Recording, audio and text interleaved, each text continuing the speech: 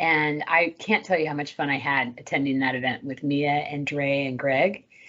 And then we brought back, or started actually, an anniversary breakfast and got to celebrate work anniversaries for our colleagues who had anniversaries between January and June. And we'll be celebrating those on a monthly basis going forward. If you couldn't join us, I hope you'll come next time. That was a really special morning. And then we had an ice cream social at Floor 401. And I love seeing everybody and having a chance to scoop ice cream. So that is this month at the Trust. Now I'd like to introduce our guests and get started. Charles Wee is the founder and CEO of LifeArc. He has a BA and MA in architecture from UCLA and over 35 years of architecture and urban planning experience. Paul is the president of GDS Architects, an international firm specializing in high-rise residential and office buildings and transportation projects. Charles worked for DMJN, a part of AECOM, before founding AJLA as one of the most prominent American architectural firms doing work in South Korea. Welcome, Charles. We're very excited to have you here. Thank you, Jed. Paul Cho joined LifeArc after serving as the Chief Operating Officer and Chief Financial Officer of Illumination Foundation, a nonprofit he co-founded to provide housing and healthcare to the homeless. He also manages Illumination Housing, LLC, a social impact investment fund. Prior to his nonprofit work, he was an investment banker with Goldman Sachs and Merrill Lynch for 16 years. Paul received his bachelor's in economics from Harvard University and executive MBA from the University of California at Irvine. Welcome, Paul. Thank you. Glad to be here. All right, let's get into it, shall we? LifeArc's mission is to create safe, sustainable, and affordable homes for people living in low-income, marginalized communities around the world. Charles, can you share with us what the initial inspiration was for LifeArc's design? Yes, thank you. Thank you, Jed. Good to be here. I hope it'll be interesting enough to give up your lunchtime for. I just wanted to, we do have a pretty interesting story, kind of very seemingly unrelated, but for me, clearly kind of a couple of fateful events took place about 7 years ago.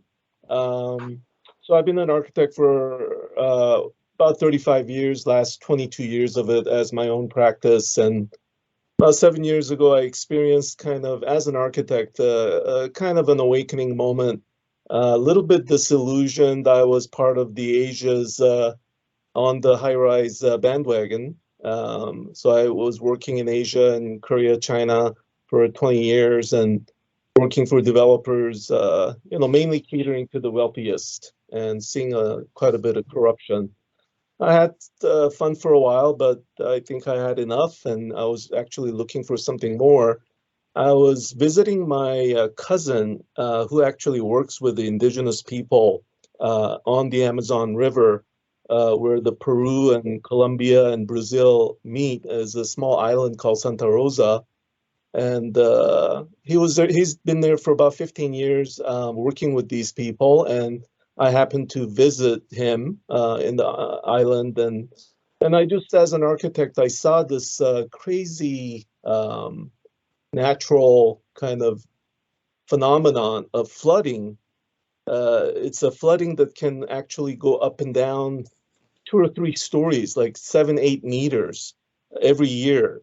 And it really opened my eyes and challenged, and people that are that he was serving, they all get kind of kicked out into that banks of the river and in a very deplorable condition.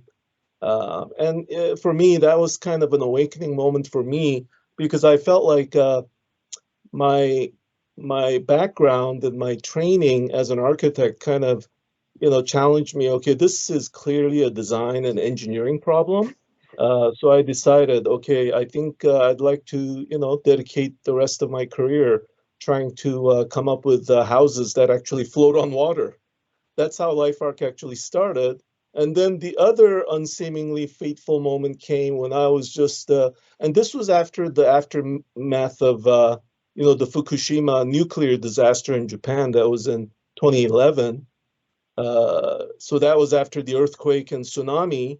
It just decimated that entire city, and the whole city, that anything that was man-made, that basically got, swept out to the sea.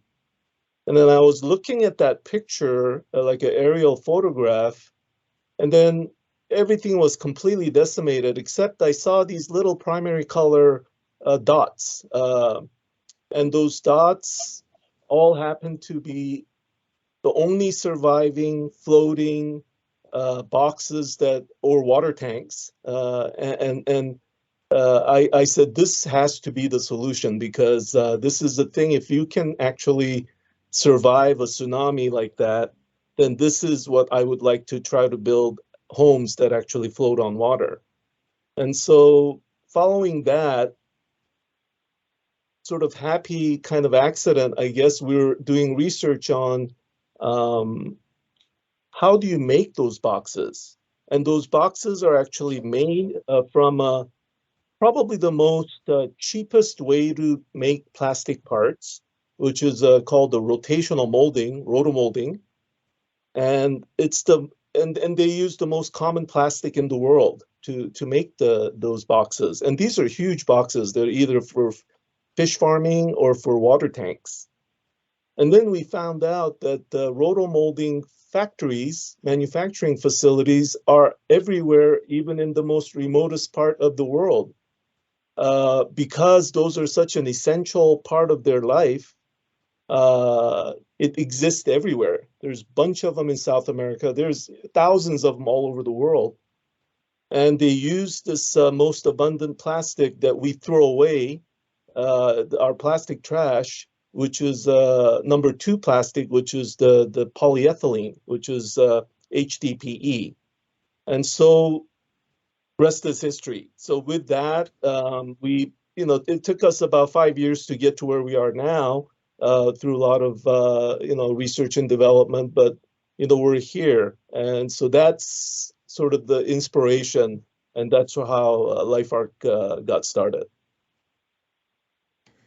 That's super inspiring. We heard you tell that story at the ULI event at the cathedral, and Monica was immediately inspired to invite you here today. That was actually Paul who was there at the Paul. Yeah. So, it can be said that LifeArc's design empowers communities to transition from surviving to thriving. Not only can this innovative solution be used in areas affected by torrential rains and flooding, but also as disaster relief for those displaced by earthquakes, tsunamis, even refugee housing. Paul, can you share a little bit about your work with Illumination Foundation and how, in partnership, Illumination Foundation and LifeArc have opened their first pilot permanent supportive housing project?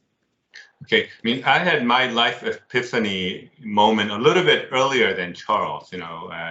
After spending all those years on Wall Street, I was in search of meaning in my life, and moved out to Southern California and stumbled across the issue of homelessness, which I had never even imagined.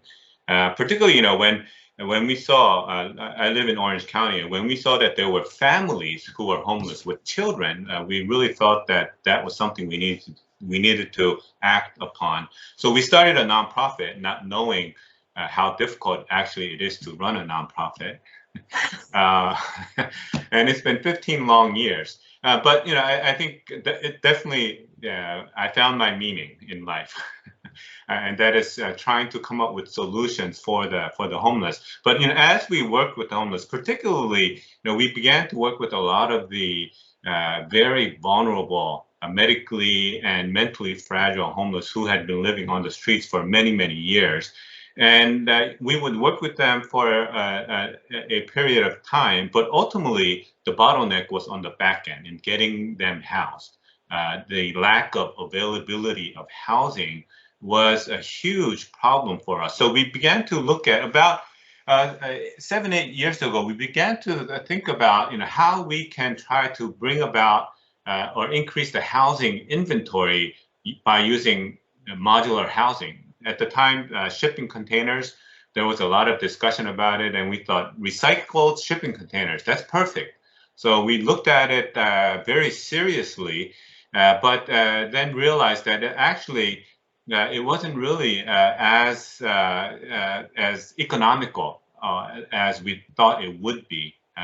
In fact, some of the early developments ended up costing a lot more. So we continued to look, and we had the fortune of running into Charles and learning about LifeArc modular system. And at that time, it was all in Charles's head. But we really liked what he was trying to do, particularly the fact that each module was only 8 by 8, which we imagined that, unlike the shipping containers, which are either 20 by 20 or 20 by 40, we thought that having working with much smaller modules, it would literally be like Legos. So, while Charles was focused on trying to develop something for floating for the Amazon, we thought that the product definitely had application for the homeless right here in our backyard. So we convinced Charles to take the development process away from the Amazon and focus on California first. And obviously, it's been a long road since we started that process. But if you can do it in California, you can do it anywhere. So I think that was really an important, I guess, fate that we were able to meet with Charles and the LifeArc product. And the other aspect of what we learned through our years of working with the homeless is that the existing housing stock really didn't meet the needs of the homeless. Particularly when we were working with individuals, we, in an effort to create inventory, we started getting access to large single-family residences, 5-6 bedroom houses, and we would put each individual in a room with their own lease. So it really was shared housing, but at least they were able to have their own lease in a room. And it really worked well. And what worked out really well was the fact that we were able to put 5-6 people in a house together, and they were able to really form their own so-called family or a community. And that process of being part of a community while being permanently housed really helped their recovery from the homeless state that they were in. But the traditional SFR, as we know, the master bedroom has its own bathroom. The other rooms, for the most part, do not. And we're really talking about a different definition of a family today. So really working with Charles in trying to design housing that really is appropriate for the population that we serve, namely the homeless, was really also very important epiphany for us. So the way we designed our pilot project in El Monte was that each unit has its own bedroom and its own bathroom. We know that for the homeless, the bathroom is a critical piece of their privacy. So we designed each unit with that private component, but we also work with Charles to design a very large common space, which is really where community building happens. And we really found that designing it that way makes it very appropriate for this population, but also I have since learned that it's suitable for the senior population, the emancipated youth, really any population that does better in a group because of the social isolation issue.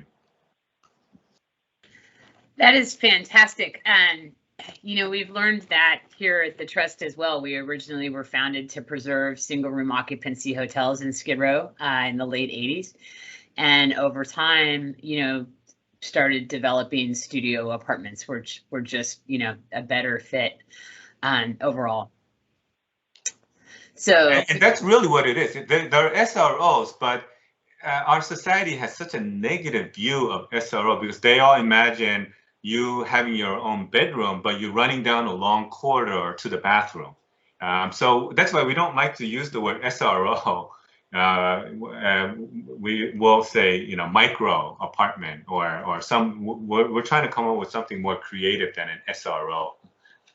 Well, when you do, I hope that you will share it with us. And I would, by the way, I don't want to fail to note this. Illumination Foundation has been such an extraordinary partner to the Cecil Hotel. We are not the developer there, but we are the property manager. And it's been wonderful to see so many people, moving in with rapid rehousing subsidy and coming in with case management support. Illumination Foundation has just been amazing. Yeah, so that's a big milestone. Congratulations. LifeArc also was a Housing Innovation Challenge winner this year. The construction industry, in some ways, there's so much innovation, and in others, it's unchanged over centuries. And so you've taken a really innovative approach to your building systems and are able to significantly lower cost and reduce the time required by conventional construction projects through, Charles's design thinking and the use of plastic. And so you're not only using an innovative solution to save lives with housing, but it's an innovative way to save the planet. Can you share a little bit more about the benefits of the impact you're making? We'd love to hear from both of you. Charles, could you start? Thank you. Yeah, again, I think my Amazon experience really played into this. And, if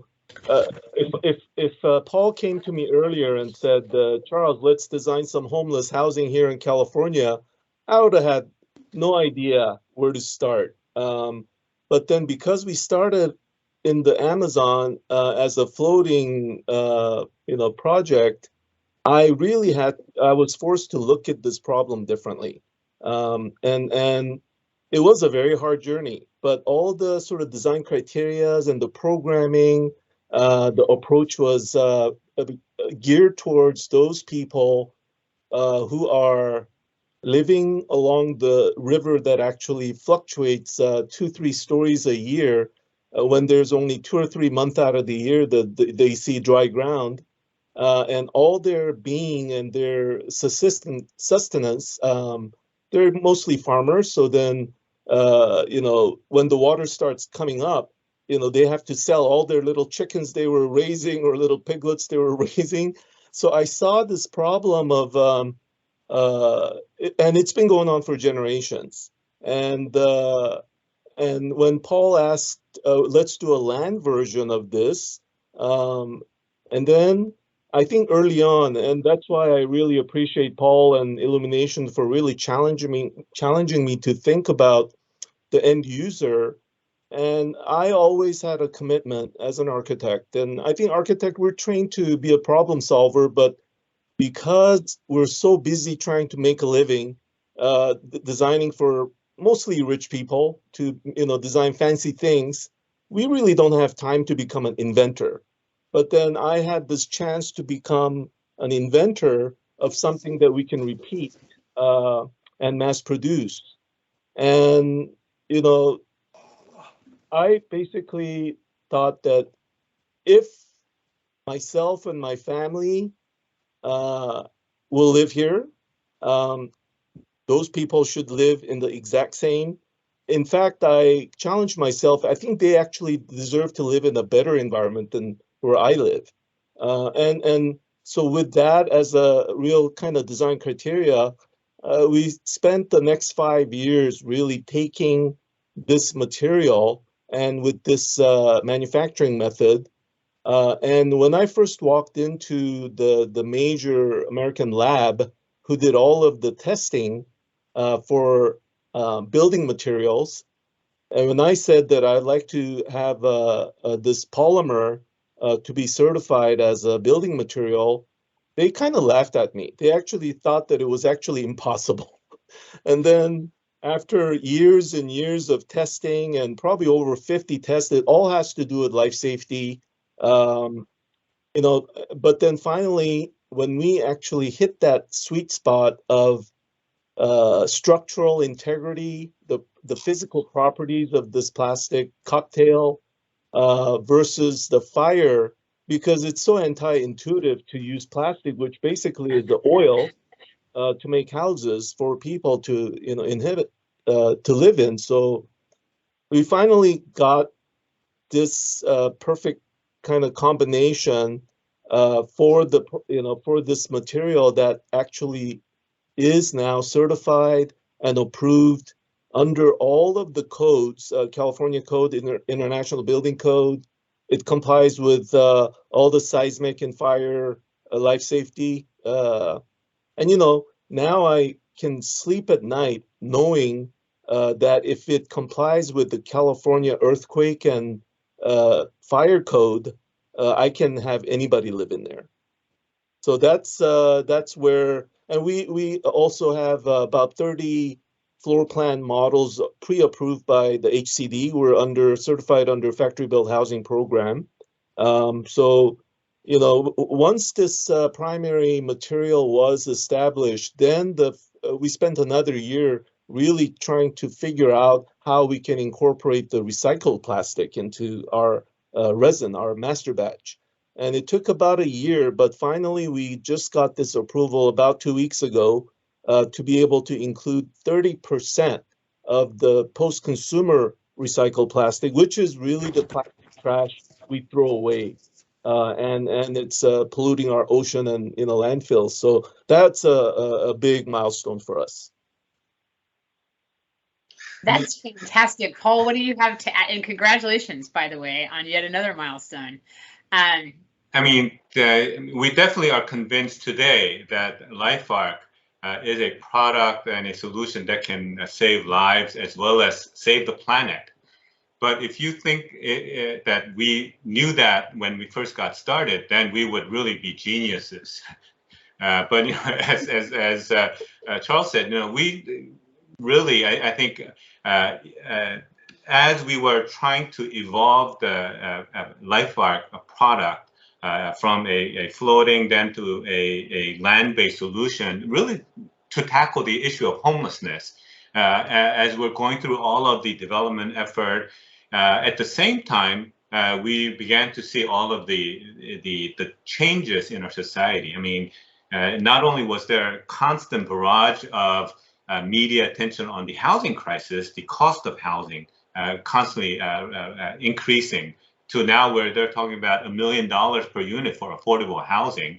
But at the same time, we were seeing all these the extreme climate issues, whether it's the floods, the rising waters, and then the issue with the plastic trash. And that's really when we began to realize that LifeArc, what we are trying to do, has implications not only for being able to address the housing crisis by being able to build housing much more inexpensively, but also an opportunity to address the environmental challenges, the refugee issues that Charles had originally started thinking about as a product application for LifeArc, and then ultimately getting approval, as Charles mentioned, for the being able to use recycled plastic as a raw material. I think these are all additional things that we learn as we continue to think about the different applications that we have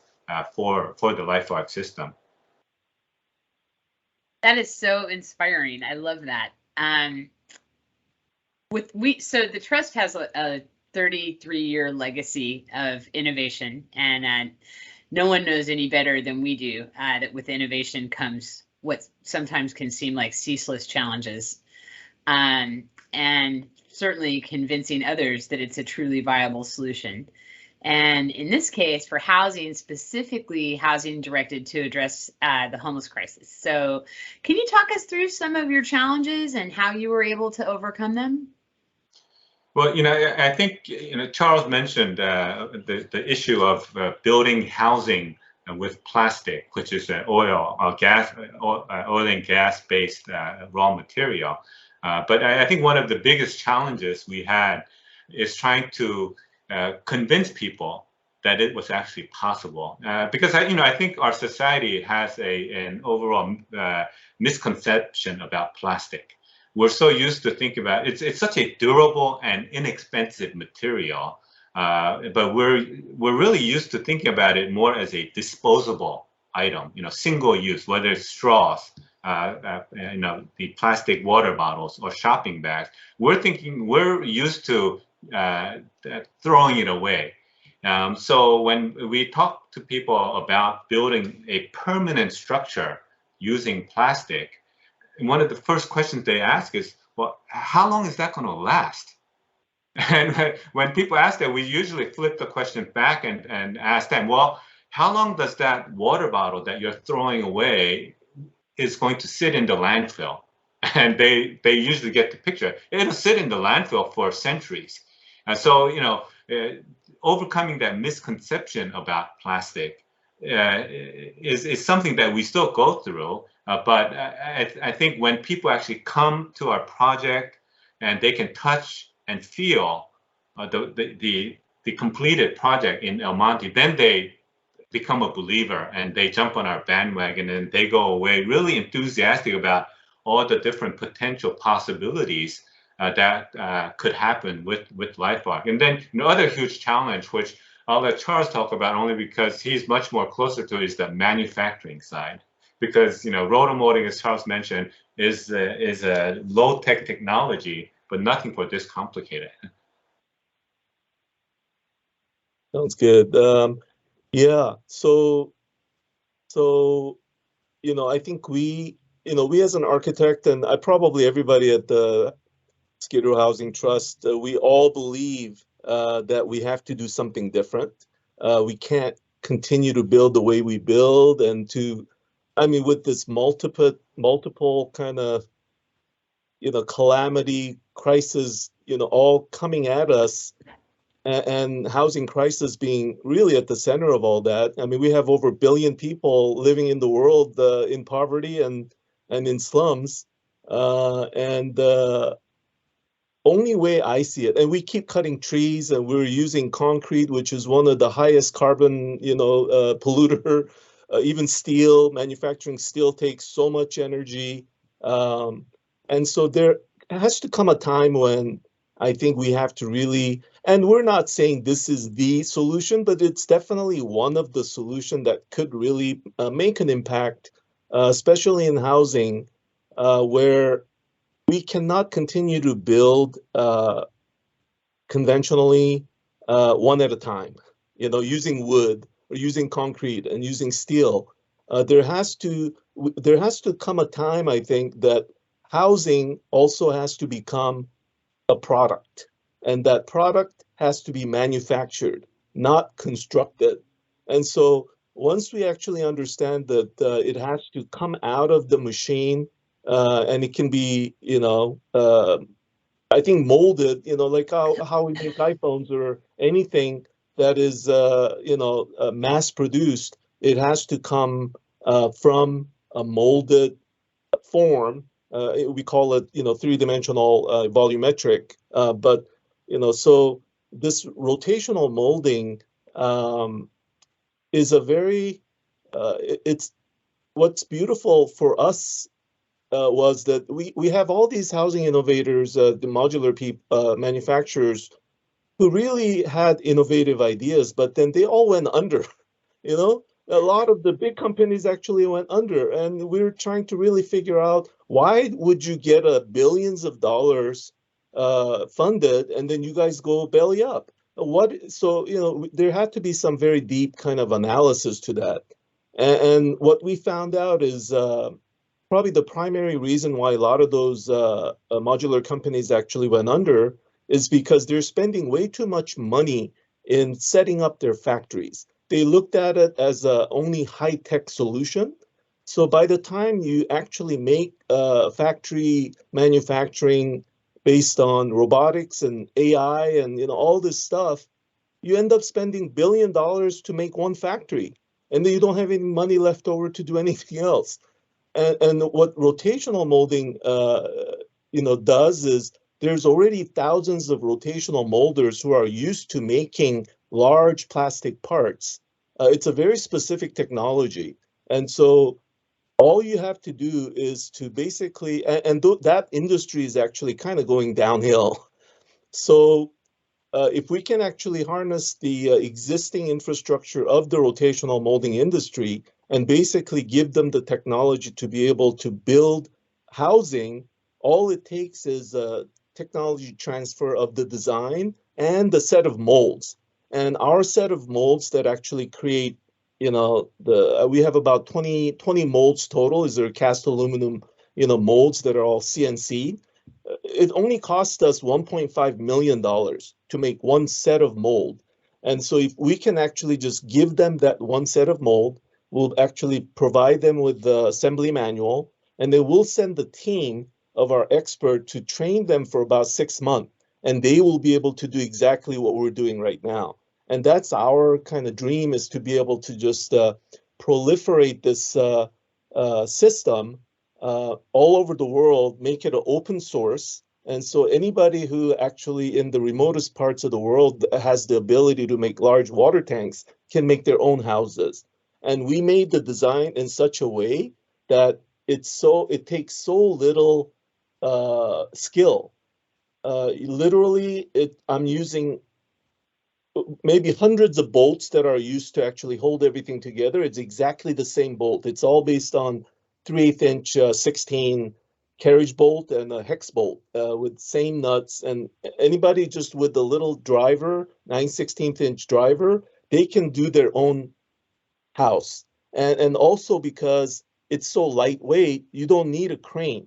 All you need is just 4 guys to lift all the parts. So if they can get 4 guys to just lift the parts in place and then just bolt it together, yeah, it'll take some time to train them, but we wanted to make sure that it does not require some heavy high technology. That's a significant innovation. Our industry has definitely struggled with modular, and there's so many learnings there, and to have something that can be repeated and produced in so many locations, that's really unbelievably exciting about what you're doing. I'm actually going to put the link to your website in the chat for everyone. At Skidrow Housing Trust, we believe deeply in design equity. I mentioned at the top of the call, our longstanding partnership with Michael Malton Architecture, and we've worked with Brooks Scorpa and with Koenig Eisenberg and with KFA really over the entire arc of our history. And it's obvious to anyone, I think, who sees the units that you're manufacturing that this is something that's top of mind for you as well. You mentioned that earlier about challenging yourself to have something that your family would live in or better than what your family would live in. Can you talk a little bit more about the importance of that, and not just providing a habitable structure, but one that's equitable in design? Yes, that would be that's probably one of the most fundamental reason I think I'm in architecture.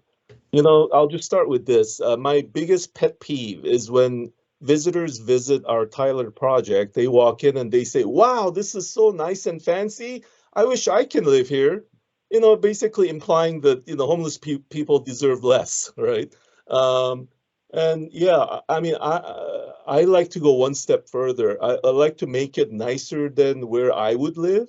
And I am a deep believer that design can actually solve that.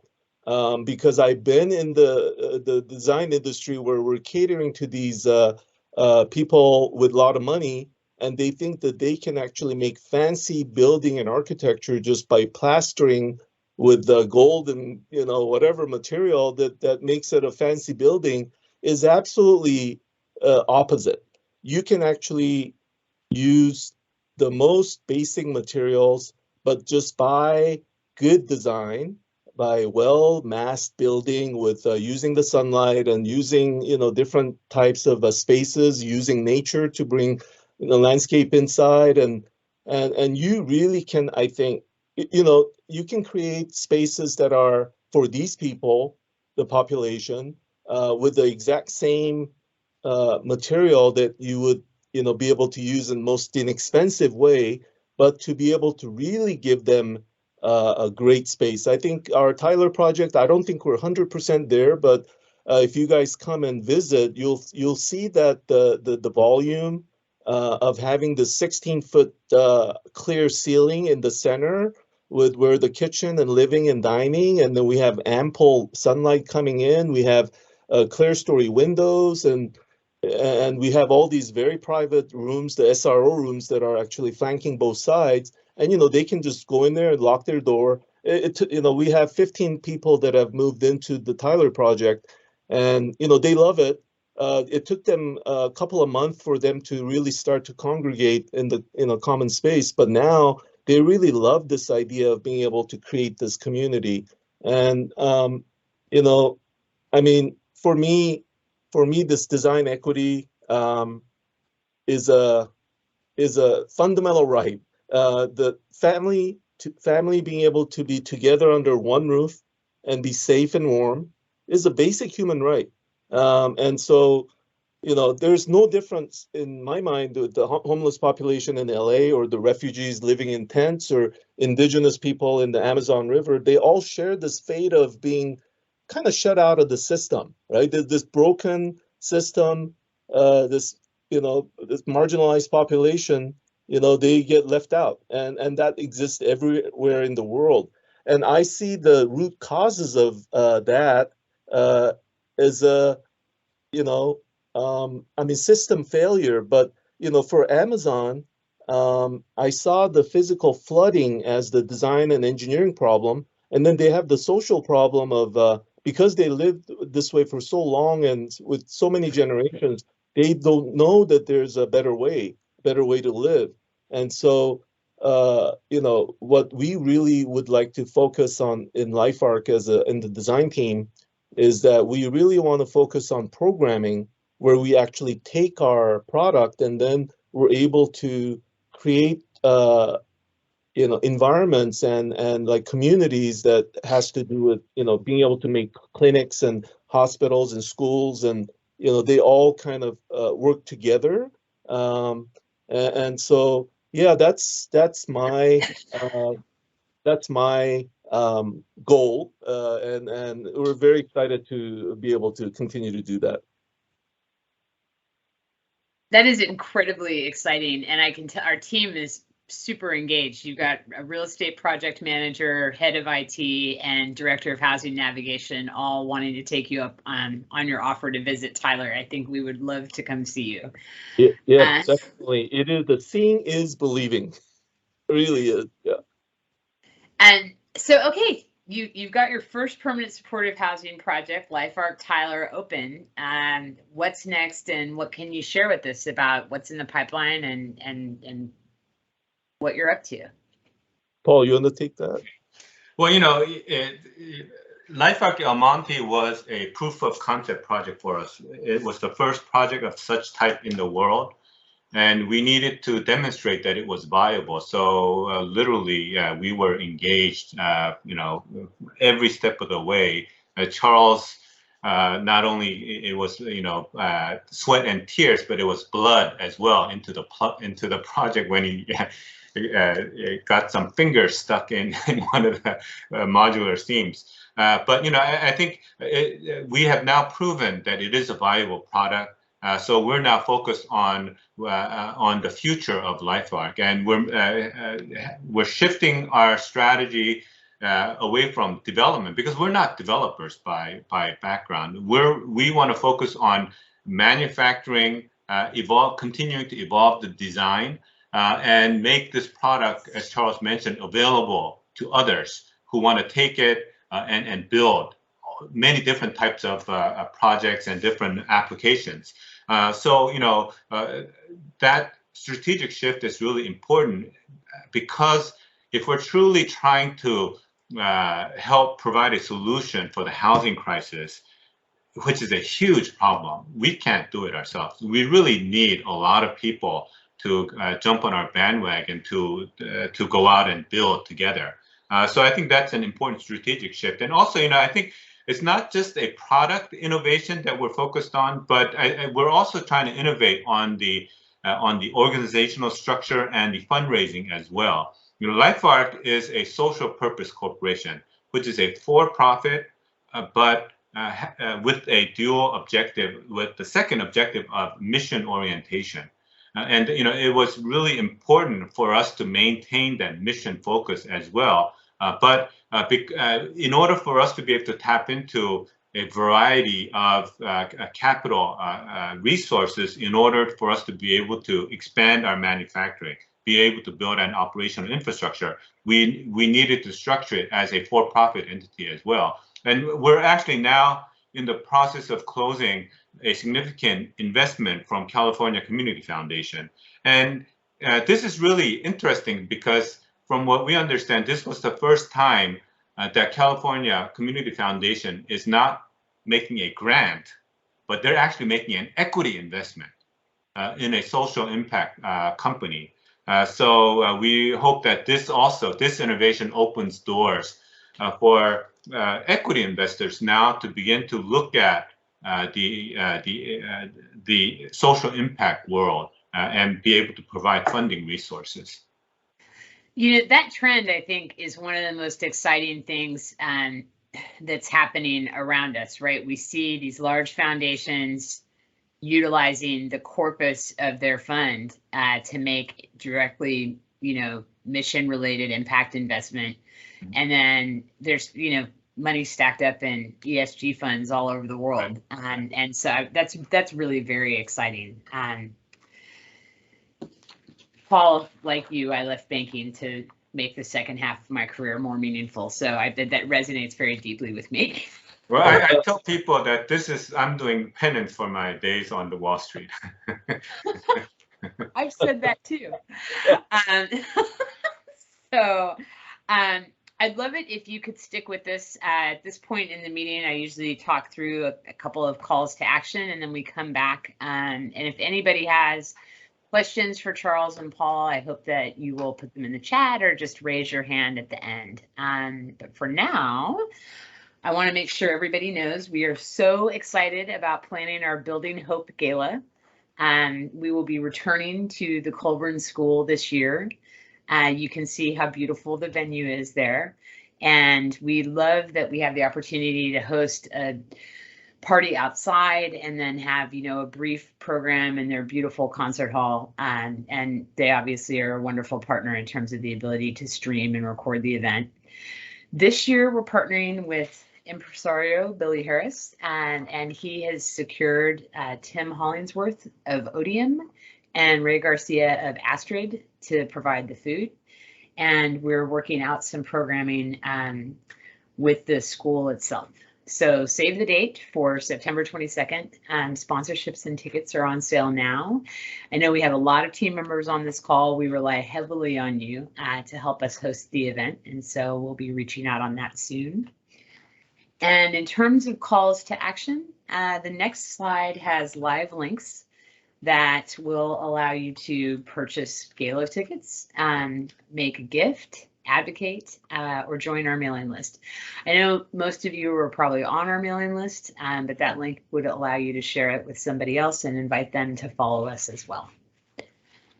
And so with that, I have not seen any questions in the chat for you guys, but this topic is so fascinating and your work is so innovative. It's hard to imagine that there really aren't any questions for you. I'll give everybody a chance to let me know if they'd like to ask a question.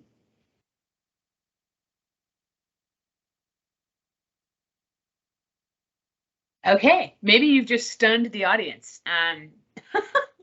But we all would love to come and visit. And so I'll follow up and we'll organize that. We're very excited to see what you're doing and have the deepest of admiration, for every innovation in this field and understand at a cellular level how necessary people like you are to advancing this work. So thank you for what you're doing and thanks for being here with us today. Thank you so much for having us. Thank you. It's been a pleasure. Thanks, everybody.